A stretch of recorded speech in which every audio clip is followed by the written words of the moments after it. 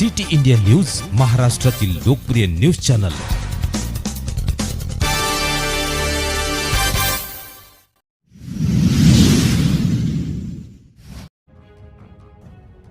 रामधाम मध्ये सामूहिक रक्षाबंधन महोत्सव।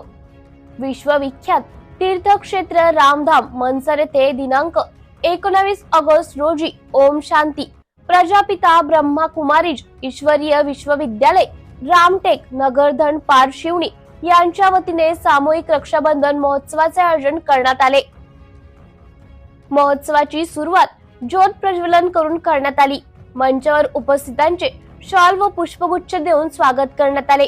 यावेळी प्रजापिता ब्रह्मकुमारीज यांनी रक्षाबंधनाचे महत्त्व उपस्थितांना समजावून सांगितले।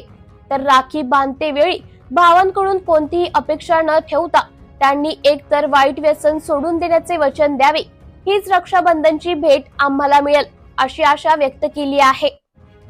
रामधाम तीर्थक्षेत्राचे संस्थापक पर्यटक मित्र चंद्रपालजी चौकशे यांना व उपस्थित बंधूंना प्रजापिता ब्रह्मकुमारीज यांनी राखी बांधून मिठाई दिली।